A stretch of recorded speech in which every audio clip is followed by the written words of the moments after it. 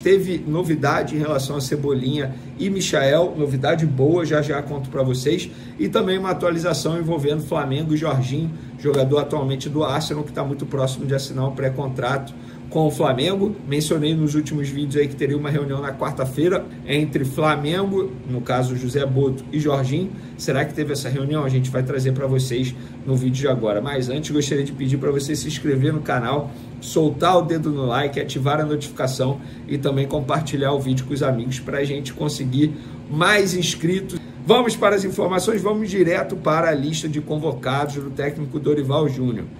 No gol, Alisson, Bento, Ederson. Defensores, Danilo do Flamengo, Gabriel Magalhães, Guilherme Arana, Léo Ortiz do Flamengo, Marquinhos, Murilo, Wanderson, Wesley do Flamengo. Meias, André, Bruno Guimarães, Gerson do Flamengo, Joeliton, Matheus Cunha, Neymar, tá ali como meia também. Matheus Cunha e Neymar são atacantes, né, gente? Atacante, Estevão, João Pedro, Rafinha, Rodrigo ou Rodrigo, Savinho e Vinícius Júnior. Vamos lá. Antes, uma opinião rápida. Eu senti falta de um jogador aí. O Endrick. Ah, mas é reserva. Gente, ele é reserva no Real Madrid, que tem um ataque galáctico.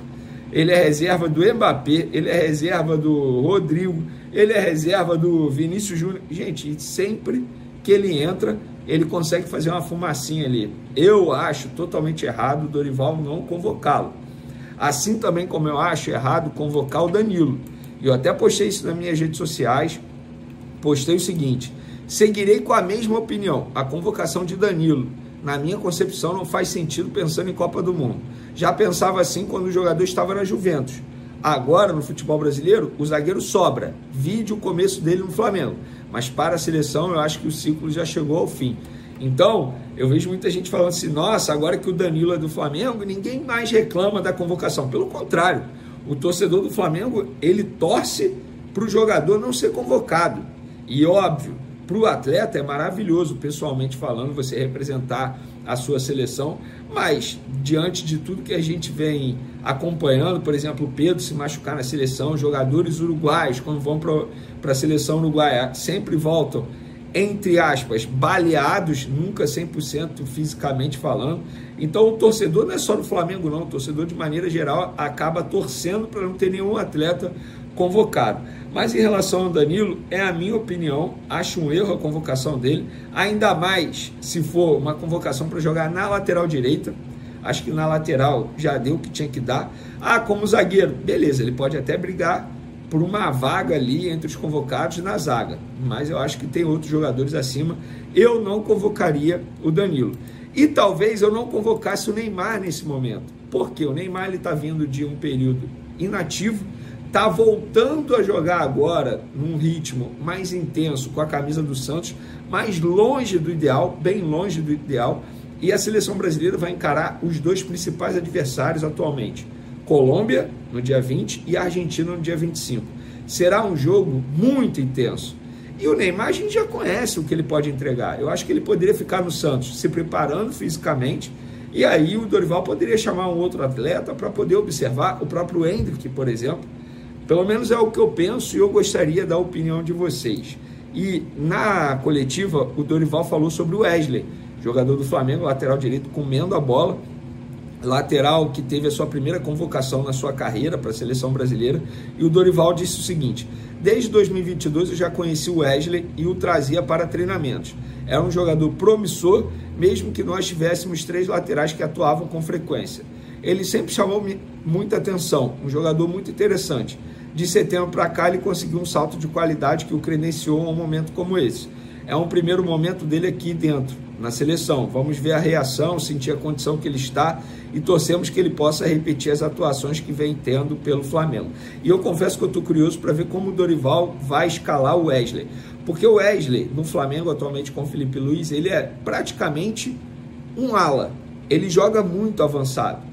E na seleção brasileira, o Dorival joga muito com as pontas. A gente vê vários jogadores abertos pela ponta, independentemente de quem atue ali, mas é sempre com essa função. Por exemplo, o Savinho, o próprio Rodrigo, o Rafinha já fez essa função atualmente faz muita meia também, o próprio Estevão faz essa função, e eu quero saber como ele vai encaixar o Wesley ali na seleção brasileira, e tomara que o Wesley entre em campo.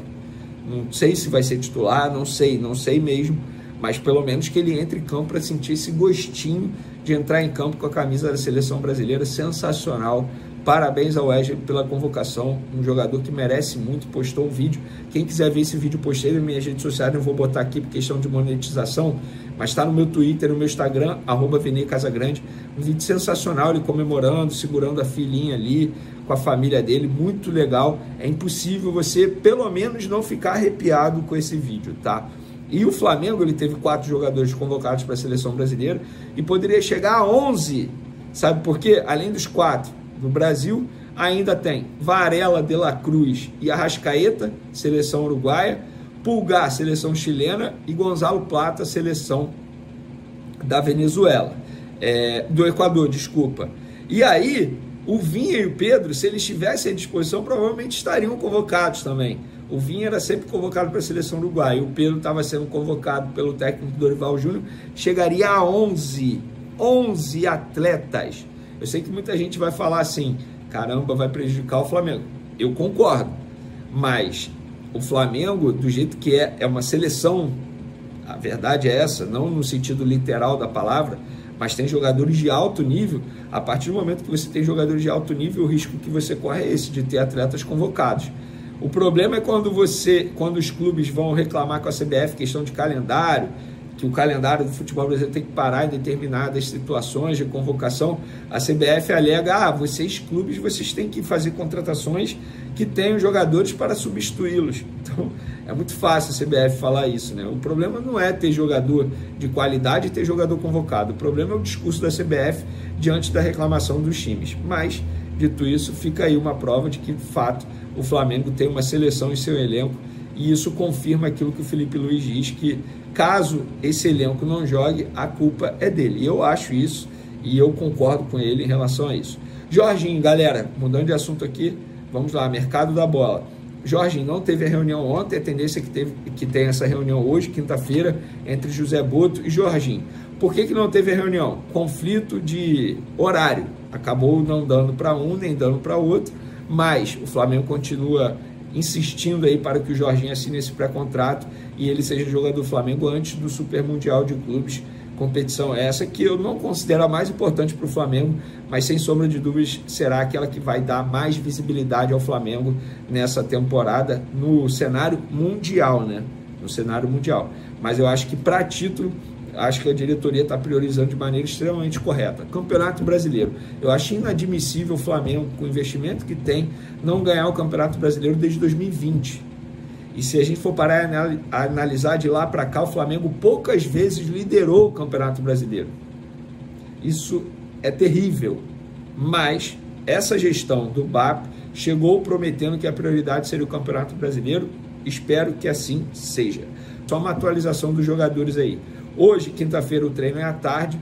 A tendência é que o Danilo treine com os demais jogadores, tá? E fique à disposição para sábado. Alexandre e Juninho já estão treinando com os demais jogadores. E Michael e Cebolinha iniciaram a transição física, ou seja, deram um passo nesse retorno aos gramados após as lesões musculares que eles sofreram. Preciso falar agora sobre o Super Mundial de Clubes. Na quarta-feira havia vazado uma série de valores sobre participações dos clubes no campeonato que acontece nos Estados Unidos entre os meses de junho e julho. Quero contar agora quanto cada um dos 4 clubes brasileiros terá direito. A participação no torneio vai valer 89 milhões de reais, muito menos dinheiro do que alguns dos grandes clubes do futebol europeu. De qualquer forma, dá para dizer que é uma grana considerável, especialmente porque cada vitória no Super Mundial de Clubes ainda assegura um prêmio de 11 milhões e 700 mil reais. O empate vale 5 milhões e 900 mil e há premiações para classificações para a fase do mata-mata e avanços no torneio. Palmeiras, por exemplo, só por participar já pega 89 milhões de reais. Se vencer uma das 3 partidas da fase de grupos, já ultrapassa os 100 milhões de reais. Isso vale também para Flamengo, Botafogo e Fluminense, os 4 representantes brasileiros. Hora de falar sobre Lucas Paquetá, velho sonho do Flamengo e que vive mês decisivo na Inglaterra. É que o julgamento para puni-lo por conta de uma suposta participação em manipulação de resultados com a casa de apostas esportivas acontecerá nesse mês. O julgamento está previsto para ser realizado nas próximas 3 semanas. Foi montado um comitê independente que vai analisar tudo o que foi apurado pela Federação Inglesa. Federação Inglesa que pede a punição com a exclusão até o fim da carreira do Paquetá. Se depender da Federação de Futebol da Inglaterra, o Paquetá não joga mais futebol. Vai caber ao Paquetá e a seus advogados provar nesse julgamento que ele não teve participação no esquema de apostas. Ele teria forçado 4 cartões amarelos para beneficiar a familiares que moram na ilha de Paquetá e tiveram lucro com os cartões amarelos aplicados no jogador. Importante contar ainda que se o Paquetá sobreviver a esse julgamento, ele segue vinculado ao West Ham, mas nos planos do Flamengo.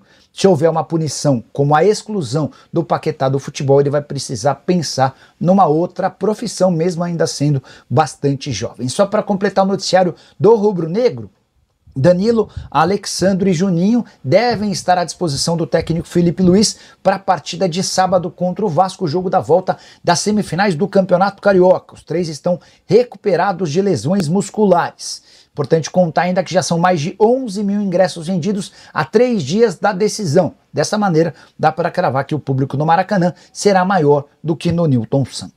Quero falar agora sobre Neymar de volta à seleção brasileira depois de 1 ano e meio, sua última convocação em outubro de 2023, quando ele se contundiu, lesão séria no joelho.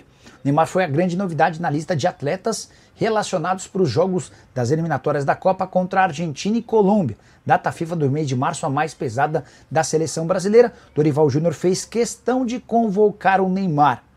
Retorno relativamente justo, levando em consideração o bom nível que ele tem apresentado com a camisa do Peixe. Já são 3 gols e 3 assistências. Tem sido o melhor jogador do Santos no Paulistão. Outras novidades da lista de convocados, os 23 atletas. Wesley, jogador da lateral direita do Flamengo, nunca havia sido chamado para a seleção principal. Matheus Cunha também está de volta, dessa vez como meio atacante para concorrer com o Neymar, possivelmente para ser reserva do Neymar. Já o Flamengo foi aquele clube com mais convocados, 4 jogadores: Danilo, Léo Ortiz, Wesley e Gerson. O futebol brasileiro teve 7 jogadores chamados. Além dos 4 do Flamengo, já contei sobre o Neymar, falo também sobre Estevão, atacante que pertence ao Palmeiras, e Guilherme Arana, lateral esquerdo do Clube Atlético Mineiro. Hora de falar sobre o Flamengo, já que o assunto é seleção. Preciso contar que o rubro-negro pode ter até 9 baixas durante a data FIFA. Isso porque além dos 4 jogadores convocados para a seleção brasileira, Danilo, Wesley, Léo Ortiz e Gerson, Varela, De La Cruz e Arrascaeta devem ser chamados para a seleção do Uruguai. Eric Pulgar deve ser chamado para a seleção chilena. E existe a expectativa de que o Gonzalo Plata também seja convocado para a seleção equatoriana. Ninguém no futebol brasileiro terá tantas baixas e desfalques durante essa data FIFA que ocorre nos próximos dias. E ela é especial especialmente para a seleção brasileira por causa dos duelos contra Argentina e Colômbia. Só para arrematar em relação ao rubro-negro, Arrascaeta foi homenageado pelos 300 jogos com a camisa do Fla, 195 vitórias, 61 empates e 44 derrotas, 14 títulos conquistados. É o maior campeão da história rubro-negra ao lado de Bruno Henrique. Só para completar, em relação à renovação de contrato do volante Jorginho, só deveremos ter novidades no mês de abril. O volante pediu que o Flamengo aguardasse mais um pouco. Presidente, e em nome de certeza de toda a torcida do Flamengo, prestar aqui uma homenagem ao Arrascaeta pelos 300 jogos que ele fez. É a segunda vez que estamos aqui, da outra vez foi por o número de títulos. Essa vamos ter que atualizar durante a época, mas agora não deixar passar em claro este bonito número de 300 jogos com... Segurar vocês dois aqui. Não, vai lá. Botar pra cima aqui. Olha, se calhar aqui, não é? Peraí, que eu vou baixar o microfone. Sair.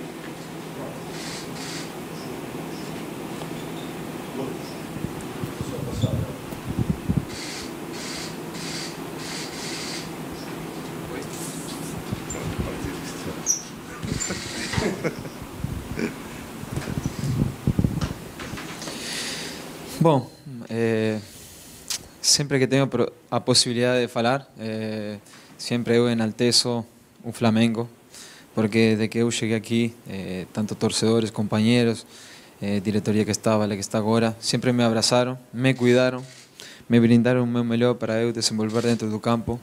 Então, como eu já brinco muito com meus amigos, minha família, eu já sou quase praticamente carioca, eu estou muito à vontade, muito feliz aqui. Tenho um plano de vida com minha esposa muito bom, muito legal.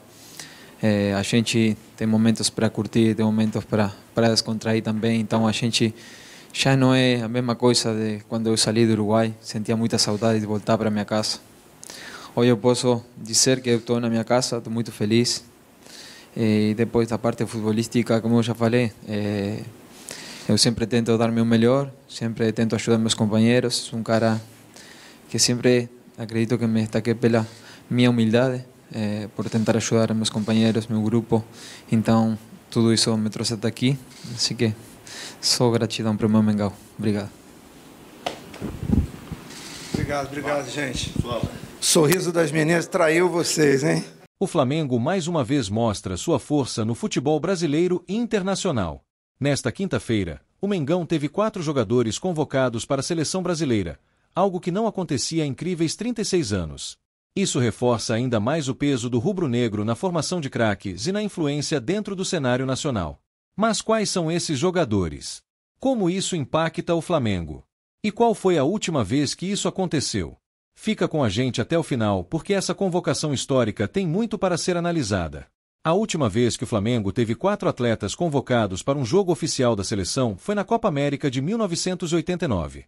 Naquela época, sob o comando de Sebastião Lazzaroni, o Brasil contava com Aldair, Jorginho, Bebeto e Zé Carlos entre os selecionáveis.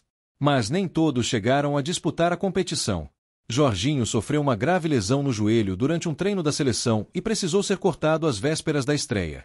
Além disso, como a Conmebol não permitiu um aumento no número de inscritos na Copa América, Lazzaroni teve que reduzir a lista, e um dos cortados foi Zé Carlos. Ou seja, desde aquele torneio, o Flamengo nunca mais teve 4 jogadores representando a seleção brasileira em uma partida oficial. Mas essa marca histórica acaba de ser quebrada em 2024. Se a gente considerar convocações para amistosos, a última vez que o Flamengo teve 4 representantes na seleção foi em janeiro de 2017. Naquela ocasião, Tite chamou apenas jogadores que atuavam no futebol brasileiro para um amistoso contra a Colômbia, no Newton Santos. Mas aquele jogo teve um contexto diferente, pois foi realizado em homenagem às vítimas da tragédia da Chapecoense, e toda a renda foi destinada às famílias afetadas. Agora, se formos buscar uma convocação com todos os jogadores à disposição, incluindo os que jogavam no exterior, a última vez que 4 rubro-negros vestiram a amarelinha foi em fevereiro de 1986. Naquele ano, antes da Copa do Mundo, o Brasil disputou amistosos contra a Alemanha, Hungria e Holanda com forte contingente de jogadores do Flamengo. Ou seja, essa convocação de 2024 não é apenas um reconhecimento do talento dos atletas rubro-negros, mas também um feito histórico que coloca o Flamengo novamente no topo do futebol brasileiro. Ter 4 jogadores convocados para a seleção brasileira é um motivo de orgulho, mas também traz desafios para o Flamengo. Afinal, a ausência desses atletas pode pesar em momentos importantes da temporada. O técnico Felipe Luiz, que já tem lidado com um calendário apertado e competições decisivas, pode precisar fazer ajustes táticos para suprir as ausências desses jogadores durante as datas FIFA. Além disso, o desgaste das viagens e possíveis lesões são sempre um risco quando se fala em convocações internacionais. Mas, por outro lado, esse reconhecimento fortalece a imagem do Flamengo no cenário mundial. O clube passa a ser ainda mais valorizado como formador e referência de talentos no futebol, além de aumentar o prestígio de seus jogadores, que podem ser observados por clubes europeus e outros mercados de ponta. O Flamengo tem mostrado, ano após ano, que é um dos clubes mais estruturados do Brasil. Essa convocação histórica reforça que o Mengão não só domina o cenário nacional, como também tem força para ser um grande exportador de craques para o futebol mundial. Agora, fica a grande expectativa. Será que veremos mais jogadores do Flamengo na seleção nos próximos anos? Quem serão os próximos rubro-negros a vestirem a amarelinha? Comenta aqui embaixo sua opinião e já deixa o like para fortalecer o canal. Esse foi mais um capítulo histórico do nosso Mengão. Fica ligado porque a qualquer momento tem mais novidades do Flamengo e do mundo da bola. Até a próxima!